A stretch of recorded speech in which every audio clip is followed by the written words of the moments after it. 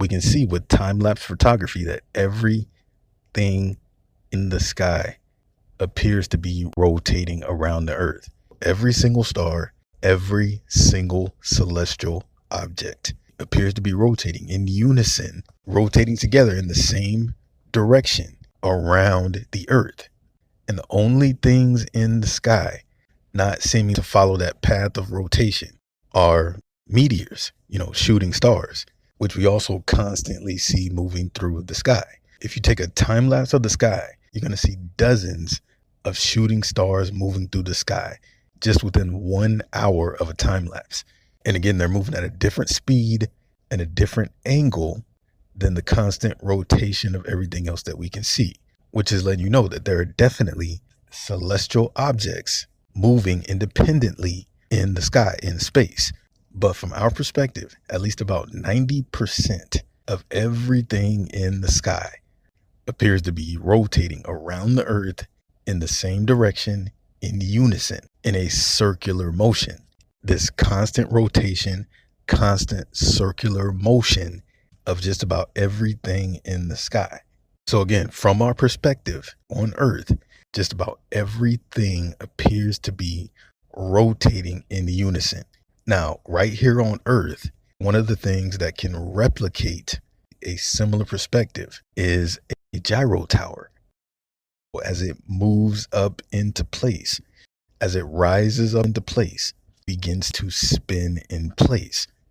It begins to spin in place as you sit or you stand in a fixed position on it, looking outward at the landscape around you, looking at everything around you from that spinning perspective, all the scenery around you from a rotating perspective.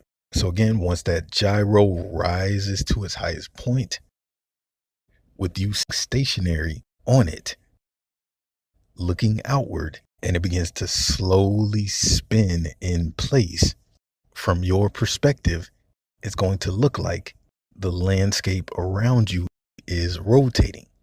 Like all the objects around you are rotating in the same direction, in unison.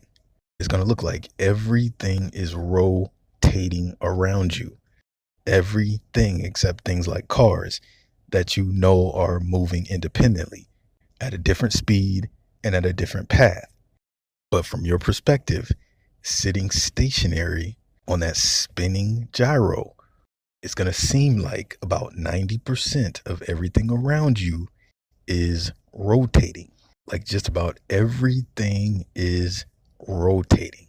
And when you compare this to the way we see objects in the sky appear to be rotating and moving in and out of our line of sight in the sky, it seems to fit perfectly with that perspective of us viewing things while situated on an object that is in a constant spinning motion. Again, with just about everything seemingly rotating around us. And you can actually start to see this perspective even more if you take the perspective of that gyro and you flip it to a different angle. Turn it sideways, similar to how we see the stars.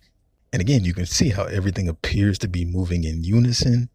And as it rotates, or as we rotate, everything continually drops down away from us, out of our line of sight.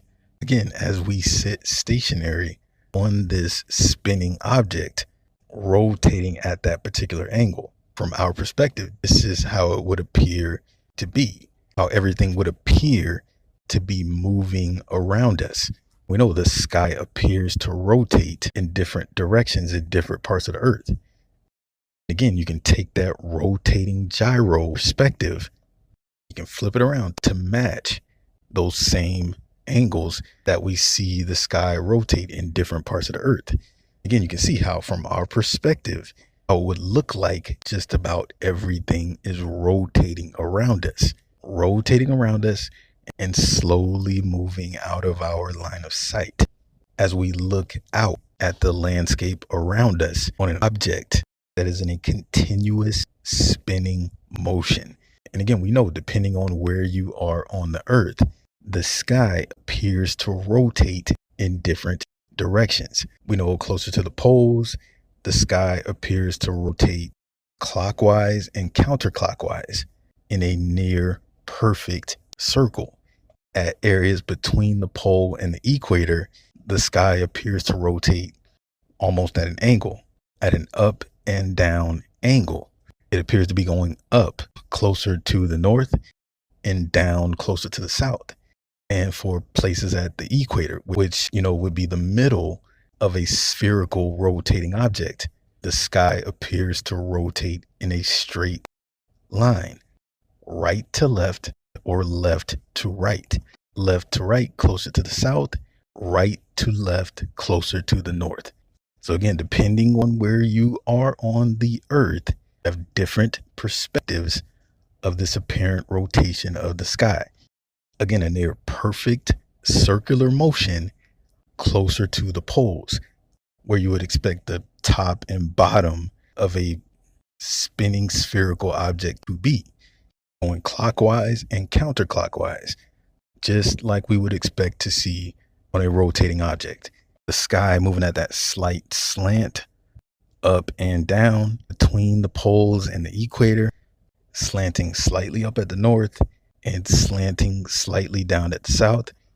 Again, just like we would expect from the curved angle of a spherical rotating object.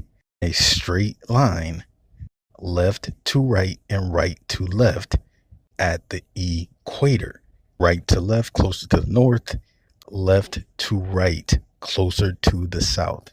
Again, just what we would expect at the center or the middle of a rotating object. But again, if you look at this from the perspective of us viewing the sky on a rotating object, these different perspectives of the sky make sense, and why different people, different regions of this rotating object, this slowly rotating object, would see the sky rotating from different perspectives, from different angles. But we can look up and we can see these different movements of the sky, right to left, left to right, clockwise, counterclockwise, that slant up and down.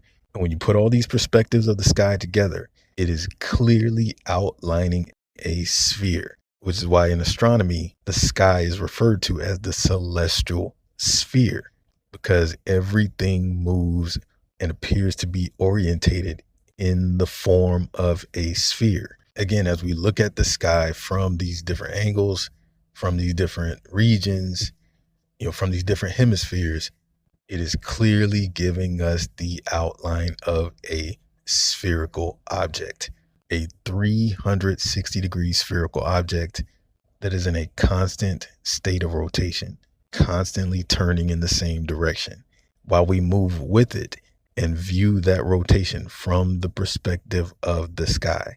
Again, you put all these different perspectives of rotation that everyone experiences every single day on the earth, and they come together to give us a spherical rotating object that we are stationary on.